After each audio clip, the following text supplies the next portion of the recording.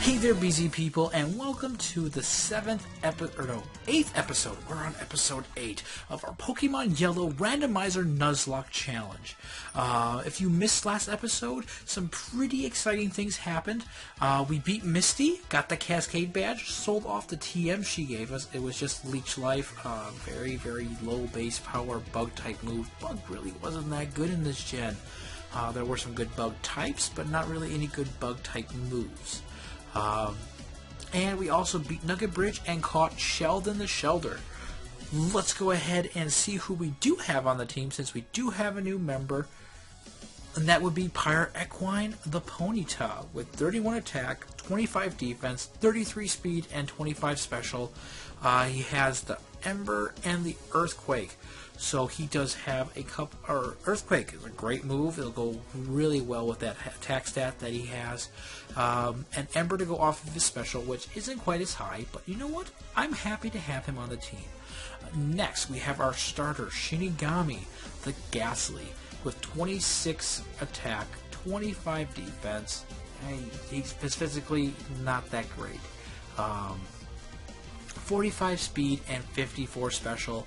Unfortunately, we have a physical move, a move that doesn't check anything, and we have Thunder, a special move. Lick, Confuse Ray, and Nightshade. That is his moveset. It has worked out pretty well for us so far, especially that Nightshade.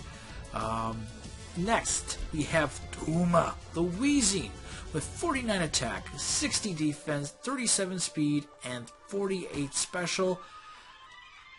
Weezing really is that just all-around great Pokemon, one that I never appreciated back in the original games. To be honest, I kind of hated poison types. I thought they were pretty weak, pathetic, and worthless. But look at these stats, I'm definitely appreciating Weezing a little more now. He has Tackle, Smog, and Sludge. And finally, kind of the captain of our team, we have Ma Grizzly the Kangaskhan with 57 attack, 49 defense, 55 speed, and 30 special. He has Comet Punch, Rage, Leech Seed, and Bite. This is the reason why you didn't get Kangaskhan very easily in the original games, because he's so awesome. Oh, we're encountering a wild Pokemon. Why couldn't we get an Arcanine? Well, we got Ponyta. I'm not going to complain. I am going to Earthquake, though, and he's going to leer at me. You'll regret that leer. Although Arcanine does make a very good tank, so he might take this pretty well. Look how well he took that. Uh-oh. Oh, Ponyta. Scary. That was very scary. We almost lost our Ponyta. I don't know if I don't know if I could have handled losing Pyre Equine this soon after getting him. But on the plus side, it did level up.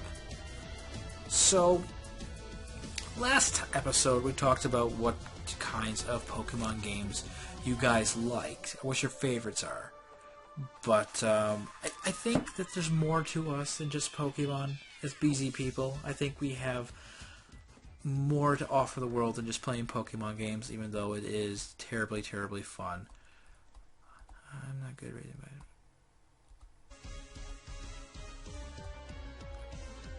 We're going to get... Oh, we got an Abra! Oh, man! What do we call this Abra? Okay, so I know we caught a Pokemon this run already, but this is a gift Pokemon. It doesn't count. That's separate. Okay, Abra's going to become Alakazam. Brainiac sounds like a good move. Spoons? Should I call you Spoons? I like Spoons.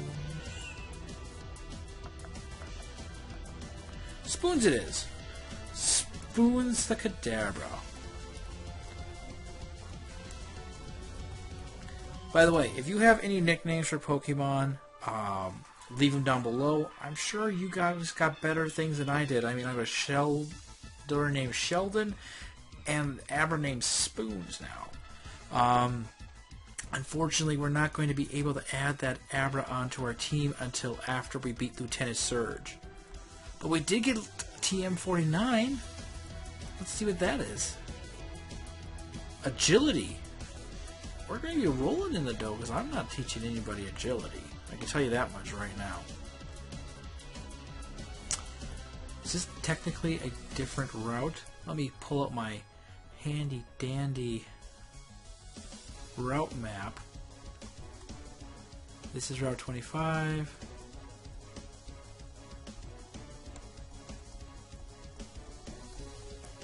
I want to get back to where I was.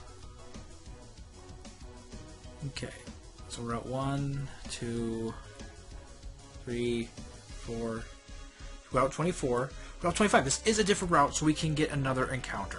So let's go ahead, go up here, and see what our encounter for Route 25 is. Oh, and once we get the old route, I'm coming back and fishing in Misty's gym. You can catch Pokemon in her gym. It's kind of awesome. And we got a Metapod. That's really exciting. I mean, it's a level 12 Metapod, which means that this Butterfree that it's going to evolve into is never going to get Confusion, which is one of the better moves in Gen 1.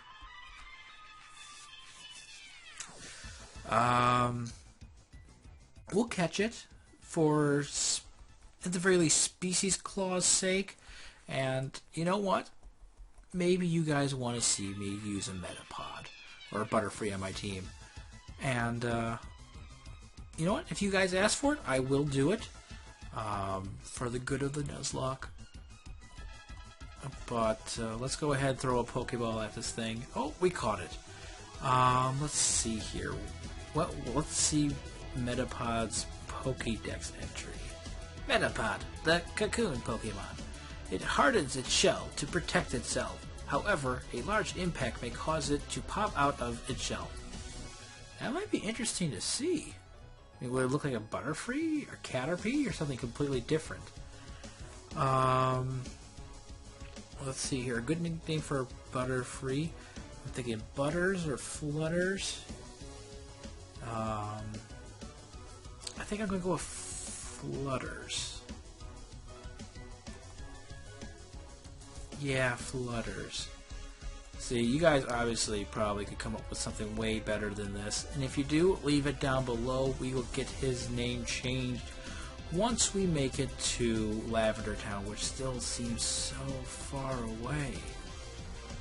But there we go. We got all of our encounters out of the way for this episode. Yeah, I'm going to try and dodge as many of these trainers as possible since we are very over-leveled. But, let's talk about the question of the day. I don't remember if I asked it or not, but, do you like any games besides Pokemon? And, you know, this isn't just limited to video games. If you guys have any card games that you like, or board games, or if you like running around outside pretending to be astronauts or whatever, you know, I'm not going to judge. I did a lot of stuff like that when I was younger, myself, with my cousins. We can get into that a little later. But I do enjoy a lot of other games, a wide variety. There was a card game that I played when I was in high school. It's called Redemption. It is a Bible-based trading card game. It's been a couple years since I've played it, but it was like the game when I was in high school for me and my friends. And I don't mean to brag, which I kind of do. For a while, I was actually ranked number 2 in the world at that game. I really enjoyed it. There was a lot of strategy that went into that game, and I should have switched to Empire Equine. I'm a bad trainer. But that was one of my favorite card games. Obviously, I've talked about Lord of the Rings, the trading card game, or no, sorry, that one is the LCG. That's a little different than the trading card game. That one is really fun because you get to work with your friends instead of against them. You're playing against the game itself, which I hadn't really seen any card games like that before, where you're not competing against people. So there was that. That was really fun. But I enjoy pretty much every Legend of Zelda video game out there that I've played. I mean, I know there's some on, I think it was the Sega CD that I never played. Mod Grizzly, yeah, Mod Grizzly. But I didn't know you could get it. That was pretty cool. My favorite Legend of Zelda game, I think, is pretty much everyone's favorite Legend of Zelda game. The Ocarina of Time. Ooh, Pirate Equi is level 16. He's almost the same level as the big boys. But a cloister. And Twilight Princess, I think, is a close second. That was a really fun game. I enjoyed turning into a wolf. Tumor, you haven't gotten much screen time lately. But I think what the least favorite one I played was the Phantom Hourglass. Not so much because of the story, more so because of the way the game was played. I know that Nintendo really likes to, especially with their Legend of Zelda games, or actually any of their main series games, we're on a new system. Everyone else is making games that use the same old controls, maybe a thing or two of the new things we introduced, but we're going to do a game that's based entirely off of our new feature. With Phantom Hourglass, that was mostly the touchpad, so I wasn't crazy about controlling Link with the stick on the touchpad.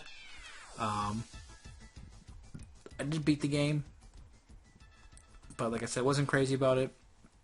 They did have a couple of really cool things in there. Like there was one part in the game where there's a map on the wall and you need to make a copy of it. And the way you do that is you open your map up and then you close your DS, and since the two screens are technically touching, it makes a copy. That was a really neat feature that they added in. They had some stuff with the microphone that, once again, was not crazy about, because most of the time when I had the opportunity to use that, or those scenes came up, I was in public in other places where I could not really do that without making myself look very silly. So there is that, but I'm also a big Mario fan. Mario Kart, any of the Super Mario World. Actually, my favorite Mario game of all time, I think, is Super Mario World from the Super Nintendo. Yes, I am old enough that I was alive when the Super Nintendo came out. We're getting kind of close to losing Shinigami. I think we might have to make a heal run quick. Which is going to take time. But our Shinigami did level up, which means we're getting closer to having a Haunter. That's going to be exciting. Are you excited about that? Ugh, I am so excited about that. I really liked the different Yoshis in that Super Mario World game. And I really loved Cape Mario. I think that might be my favorite Mario mode of all time. I know they've brought the Yoshis back in other games, but they don't seem quite as amazing and powerful as they once were.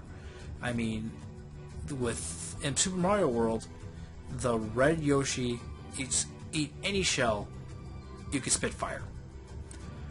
You have the yellow one, you jump in the air, and when you land, you cause an earthquake. And what else was there? Oh, the blue one. Put a shell in your mouth, you could fly. I loved having the blue Yoshi. That was easily my favorite type.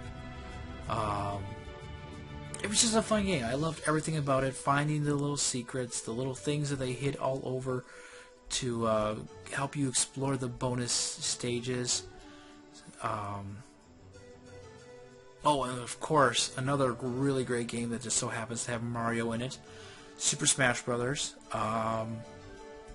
Started out on the N64, played through the GameCube. When I was actually in college, me and my friends, every day after class would go back and play Super Smash Brothers on the GameCube for a couple hours each day. Mostly just trying to... Everyone had to play as a random character every match, so we got good with all of the characters. You know, those were the good old days.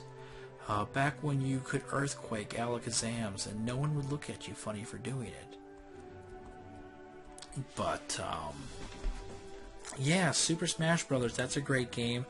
I liked the concept of the Super Smashes, I believe they're called, in the Wii version. I have not played the Wii U version yet. I'm afraid, or ashamed to admit that. Unfortunately, that came out in a time in my life when I do not have a ton of extra time for video games, and so it didn't seem like it was quite worth it for me to go out and buy that, especially since the attachment for the GameCube controllers is so hard to track down. If I'm going to play the game, I want to play it with the GameCube controllers, because that's the one I spent hours practicing on back in college. Big surprise, right? But, so, those are some of my favorite games. Let's see here, what else have I played? Metroid games are pretty fun. I'm not as good at those, mostly because those are big, long, extravagant games, and I just never really had the time to properly explore through those games. I think I got really close to beating Metroid Prime, but I got up against the Super Pirate level, or boss, and I just could not quite beat him. I got really close a few times, but I couldn't get past him.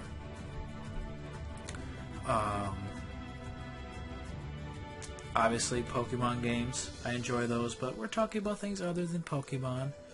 Other board games, I don't know if you've ever played Settlers of Catan, but that is a really fun game. I really, really enjoy Settlers. Let's see here. What else did I play? Dominion. I don't know if you've ever heard of a game called Dominion, but that's another very unique concept I've only seen in this game. I know other games have it, but this is the only one I've personally played it in. It's a deck building game. You build your deck as you play the game and compete against people. I played it one time at a friend's house. Someone brought it along, and I instantly went out and bought this game because it was just that amazing to me. I bought a bunch of expansions. I think I have 5 of the expansions now. It kind of died out between me and my friends. It's still a fun game. Unfortunately, the easiest strategy to just win the game is buy nothing but gold, so that you can buy provinces later on in the game quite easily. But you can get some really fun combos going in that game. If you haven't tried Dominion, I suggest it. Obviously, if you go out, you want to buy one of the base sets to start with, because otherwise you're not going to be able to play the rest of the games. Unless you buy the little special expansion that just has the money and resource and the provinces and stuff like that in it. Consider doing that just to get, I think they're called colonies, but that is a fun game. I think we might get to Bill this episode. This guy's cool. He's got a girlfriend. I got a wife. That makes me awesome. So let's see here. Other video games I enjoy playing. Well, already talked about Mario Kart. That is a super fun game. And what's up with all these water trainers? Ponytail can't do anything as a water trainer. Shinigami can, though. But, I wonder if Cloyster has any good moves at level 14. Well, he knows Withdraw. That's, like, the best move in the game. Because it hasn't missed yet. Neither has Supersonic. Maybe I should use Confuse Ray. Maybe I should use Nightshade. No, Thunder works. That's good for me. But let's see here. I've played Guild Wars and Guild Wars 2. Those are fun games. I'm not sure if you have played those before. Oh, it's an Ice type trainer. That Jinx scares me, so I think we got to send in my Grizzly against it. But yeah, I remember the first character, first character I ever made in Guild Wars was during the demo, when the pre-launch, was I made a Norn, which, in case you haven't played the game, is like the biggest species in the game, or biggest race, I suppose I should call it. And I made him as fat and tall as he could be. I gave him bright red, orange, and blue clothing, and he was a thief. So yes, best thief ever. Here I am, here to steal your gold. That was a fun character. Also made a Char...